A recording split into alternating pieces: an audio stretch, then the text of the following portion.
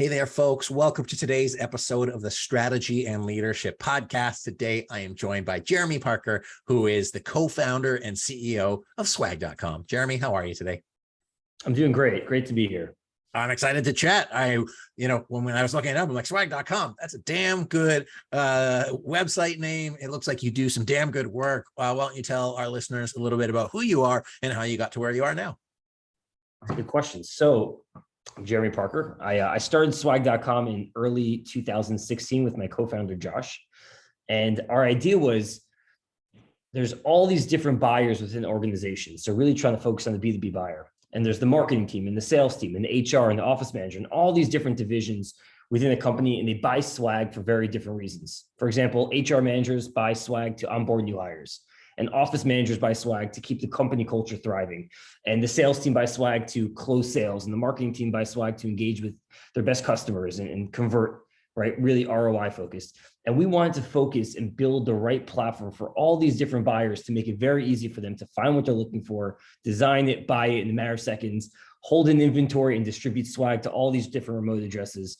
And we really have been laser focused on just growth and giving an amazing experience to customers. And since we started in 2016, we've grown over 100% every year. We have nearly 10,000 companies ranging from Facebook, Amazon, Google, Netflix, Spotify, TikTok, buying swag through our platform, warehousing with us, doing distribution. Did a little over 30 million of sales last year, and on track to do over 60 million this year. So, man, that's very exciting. Congratulations on not only the current success, but the path to success. I think that's really cool. Was swag.com your first idea? Like, how did you end up here through your journey as an entrepreneur? Oh, wow. No, not at all. Have had a lot of failures, I would say, some mediocre successes on the journey with I like to think people say that entrepreneurship is like overnight success. You built this company in 6 years, but really it was 12 years before that doing different startups and failing and learning. And it's really just a learning game, right? It's like, there's a famous saying, win or learn. You launch something, it's not going to work out perfectly. Most likely it never does. And trying to learn from it and pivot and make it better. And so my first business, actually, I'll take it back to college. I used to be a documentary filmmaker in college.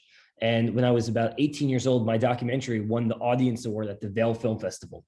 And I remember I was in Vail, Colorado, and I'm at the quote unquote celebrity brunch, and half the room were these big superstar A-list, actors and producers and directors, and half the room were these struggling artists. And I asked myself two questions. Number one, did I love it? And was I that good? And both answers were no. And I think once I realized that maybe this is not the career path for me, I got to figure something else out to do. So went back to BU, graduated 2 years later, and started my first business out of college. And I had no business experience whatsoever, but I wanted to learn what I was good at and frankly, what I enjoyed. So right after college, I started a t-shirt company, a really high-end t-shirt company called Tees and Tats. It was tattoo apparel, $300 t-shirts. And I learned how to manufacture and create a website and design a website and PR and branding and every aspect of starting a business with starting this t-shirt company. And I launched it in 2007. And if you remember 2007, this is the recession. I know we're back in a recession now, it feels like, but that was the most recent recession. And all these high-end stores that we were selling to went bankrupt. And I remember I had this idea because I didn't want to just die, so I thought of, what if I tied the prices of our t-shirts to the price of the Dow Jones? So for every 100 points the Dow drop, people get a discount on their t-shirt price. A little bit gimmicky, but I wrote this to Mark Cuban, his blog Maverick. He ended up loving the story, wrote about it in his blog, ended up being seen by Ad Age. They wrote about it. And ultimately, I was introduced to a leader in the promotional product space who runs a nearly $1 billion company in the industry. I went, met with that CEO, we hit it off. And frankly, I learned about the promotional industry when I was a 22-year-old. And I used to go to different conferences and see how broken and fragmented it was. And it was an amazing industry, a very powerful industry where there's such, it really has an impact. Swag really plays an impact if it's high quality. But all the sales that I was envisioning and seeing was very manual, presentation decks, back and forth emails, phone calls to close sales. And I just figured there had to be a better way. Now, after that, did that for 3 years, then started a business with my brother and Jesse Itzler, who's the co-founder of Mark Cuban, private jet company. We started a company where we did product placement for YouTube videos. So now it's such a mainstream thing But back in the day, it was the Wild West. All these YouTube stars were having millions of views, but living in their parents' basement. So what we did is we saw this YouTuber who had 50 million views on a video, and we connected them to State Farm or Colgate or Verizon. We got these big, huge brands into the YouTube videos. And what it did was it made these YouTube stars millionaires. And then we thought, well, what if we could do this with real celebrities who have Twitter following? So put in perspective, Pitbull, for example, has like over 30 million followers on Twitter now. When we reached out to Pitbull for an agreement, he had, I think, like 3,000. Like it was very, very little. It was like early days, like really buying oil before, oil was valuable. That company, when I was 25, sold to a publicly traded company. And then I had another startup that I spent for 3 years and it didn't work out. It was a social networking app that didn't work out. And when I realized through these ups and these downs and this a lot of entrepreneurial highs and lows is that you have to really take what you learned from all previous experiences and implement it in the new thing. So with Swag, I took a lot of learning from the failure. My previous app Vouch didn't work. I spent 3 years on it. It never took off to where it needed to be. And I took from that I spent, a high level story. I spent 1.5 years building this platform and this app, before we launched it. And I would overthink every little detail. I would sleep over it. And when I realized is when we launched it, all the things that I cared about, that I thought were really important, our customers couldn't care less about. And all the things I didn't even think about, those were the things that the customer really cared about. So with swag.com, we launched it without building anything. It was just like knocking on doors, speaking to customers directly, making sales, learning from it, and only building the right platform based on what customers are telling us. That's, first of all, super cool. Such a cool origin story that I wouldn't gotten because I agree. It's like, I find that most people who have successful companies, it is the culmination of everything. So you've probably learned how to get into a room with celebrities through your experience in filmmaking. You also recognize the value of quality versus, respectfully, reselling something cheap on Alibaba and that it's going to break. You're not going to build any loyalty there.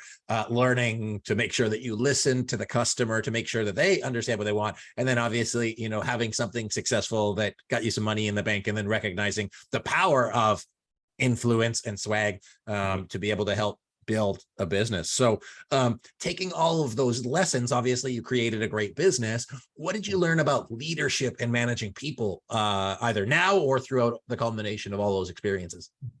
Yeah, it's a great question. We have a little bit over 100 people now in the business, and it's been growing really fast because the first 3 years was just me, my co-founder, and one employee for the first 3 years of the business. And trying to figure out and build a great company culture. It's really, an important thing. And we made a lot of wrong hires early on that we had to let go or we had to part ways with because they weren't the right fit. And I've learned that the first 20 hires are really the most important. And you shouldn't necessarily hire based on their skill set. You should hire based on where you believe you could get them to be. That's really, a lot of people look at people's resume and they don't want this person because they didn't have an experience. I think you got to look past that and you really got to find the person.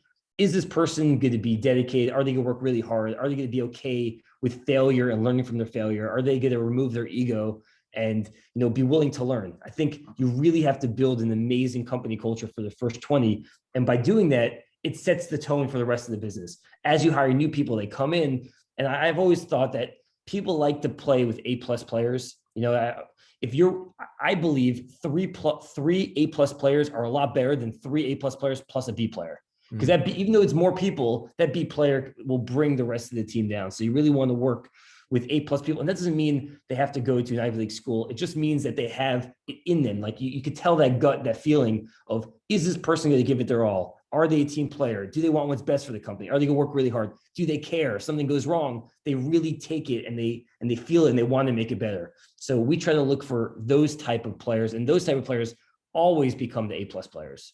Cool. I love that. Obviously with something that's relatively lean and tight, you need to make sure that everybody, is pulling the right weight. And so, yeah, that's cool. And obviously, being able to double every year is a testament to, I'm sure, the marketing, the positioning, the company itself, the quality, and of course the people. So looking at where you're at now, what excites you? Where do you spend most of your time? Where is your strength zone? Is it on the product side? Is it on the people side? Are you really into the future of retail? What's your jam these days? Yeah, so I would say my specific jam is the product. It's kind of interesting. We have 100 people on the team, and I run product. We don't have any product person on the team. So everything you see in terms of the website and the user experience is me working with our one designer, Steven. And I have a lot of vision in terms of where the business could go. So that's, I guess, one bucket. So I really get excited about that because there's just so much opportunity.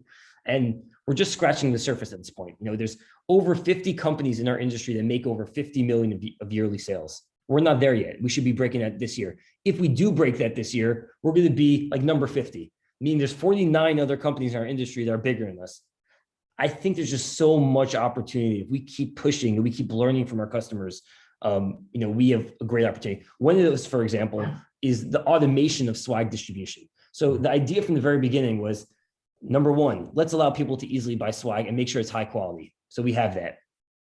Number two, how do we allow people who are buying swag in bulk to distribute swag to remote addresses? So engaging with your remote team, onboarding a new hire, sending swag in the mail to your best customer. So we built a swag distribution platform. With the click of a button, you could hold swag in our inventory. You could create different inventory closets, one for the marketing team, one for the sales team, one for the London office, New York office. Each closet has different permission settings, approval flows. So only the marketing team gets access to their closet, and making it really easy to do that. That also includes the giveaway functionality of being able to send the link to somebody and saying, hey, select which product you want out of these 5, input your address, input your t-shirt size. We grab all the information, send it. That was the second phase, and we accomplished that. And we're just obviously refining it. The third, which I'm really most excited about, is the automation of swag distribution. Imagine we integrate with JustWorks or Workday or TriNet, any of these HR solutions, and we could programmatically set it up. Somebody's birthday, it automatically triggers a box sent to them in the mail. Somebody's 1-year anniversary sends to them. What if we integrate into Shopify and somebody spends $1,000 on any Shopify site, it could automatically trigger swag in the mail to say thank you. What if we integrate into HubSpot and somebody hasn't placed an order in 3 months, send them a swag in the mail to re-engage with them. A sales lead, you're back and forth with the sales lead, you're never going to close it. You press a button in Salesforce, it automatically triggers a box to be sent or a link to be sent to ask them what t-shirt size they are and their address. There, I see it being like kind of a set and forget it. You buy swag on our site, you connect it, it's automatically doing distributions based on different actions that you want to set. And then what you could do on our site also, you could auto refresh. So you could say, if those t-shirts ever drop to 20, it will automatically reorder. So basically it removes any kind of work from the office managers, the HR teams, the marketing teams, the sales teams, and they can kind of set and forget it. That's the ultimate vision of where we're going, which I'm really excited about. But also I'm excited about people, building a company, you start to see and start to get, it's exciting to see people grow within the organization and making it their career and seeing their impact on the business and how exciting it makes them feel and giving somebody a raise. And that's, as an entrepreneur, there's nothing better than having a conversation on somebody's yearly review and saying, you're doing an amazing job. Here's a promotion. Here's a job title change. That ultimately is the greatest feeling, and that's going to keep you motivated. Cool. I love that. I think it's really interesting. So what I took away from what you were sharing was like, you think of like swag and you think of stuff, right? Because obviously using swag, I'm like, oh yeah, you get like shirt and like golf cups and whatever, but your product isn't the shirt, cup, whatever. It's really like that outcome of, what is it doing, not only for like the outcome of the swag to have people feel appreciated, but then being able to support the people that use the swag in being able to make their jobs easier. So that's really the product of swag.com. And I think that's super cool. And I really look forward to hearing and seeing like how you incorporate technology, automation into that, like delighting the customer, because I think that that's a huge opportunity for people. And I think that's really neat. Anything else you want to say about that? Did I kind of get your perspective? 100%. You got the perspective. When we started at the very beginning, it was all about the products itself, because we wanted to make sure that when people get it, they don't throw it away. Because that's the big problem with swag. And everyone thinks of swag as like throwaway, costing the company money, tarnishing your brand. And it's not that at all. If you really focus on the quality aspect of swag, it can make such an impact. There's a real return on the investment. If it's really high quality, people will use it every day, they're going to see it and they'll become an evangelist. So in the beginning, it was all about the products itself. And then as we kind of developed and we've spent a lot of money and time and resources in the tech, we're trying to really solve people's needs and really focus on who the buyer is. What's the current process for them to buy swag? How can we streamline it, simplify it, and make their lives just a lot easier? So we've been really focused on that aspect of it.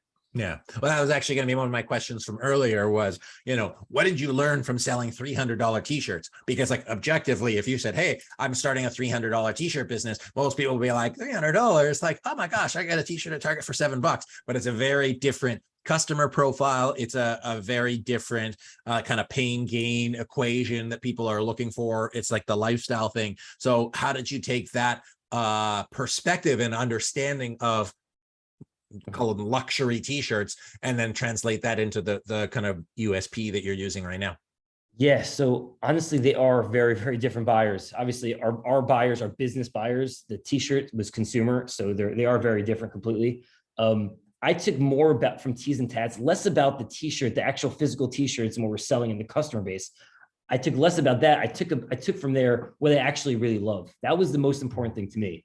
I left Tees and Tats, wasn't successful, but what I learned from that is that I really love product design. I really loved building a user experience for products to be easy. So our t-shirts were fine. Those $300 t-shirts were okay. They were nice, but it was really the platform itself was a great user experience. It was exciting to learn like how customers want to purchase. It was exciting to think about that Dow Jones marketing channel and strategy to try to, convince customers or give customers a really great experience that they can feel confident buying from us. Even during that recession. Like it was the thought process and the creativity that I really, connected to. So with Swag, it's completely different buyer, completely different user experience, but it's the same principles of trying to understand who the right buyer is and trying to build the right platform for the right buyer. That makes sense. Absolutely. No, I love that. And I think that's, you win or you learn, and really being able to take those creative aspects to not differentiate, but also to be able to create something creative and engaging and captivating, which is the whole point of the Swag anyways. It has to be creative, it has to be engaging, it has to have sticking factor, and it sounds like everything that you're doing is going to continue to do that. So I'm super excited to see what's next. So Jeremy, where can people learn more about swag.com, and where can they connect with you if they want to have a chat? Yeah, obviously, please check us out, swag.com, how it sounds, swag.com. Please reach out to me, Jeremy@swag.com. Love to help you out, whether you're a small startup looking for a couple of t-shirts, or you're a big enterprise organization like Amazon looking to create a whole swag management portal and swag boxes and kits and distribution. Love to help you out. Please reach out. Awesome. Thank you, Jeremy. It's been a pleasure. Super cool. I wish you nothing but the best on your journey. And it sounds like there's a lot of swag in the future coming up. Thank you so much. Appreciate it. Appreciate having me. Absolutely. Folks, my guest today, Jeremy Parker, who is the co-founder and CEO of swag.com. I think there's a lot of great lessons to learn from today, building on your experiences, finding what you really love, understanding your customer, and saying, hey, there's some really good ingredients to building a great team and to building a successful future business. So I'm going to check them out to get some swag. I encourage you to, and that was not a promotional post, but, just appreciate it. And I appreciate you for watching.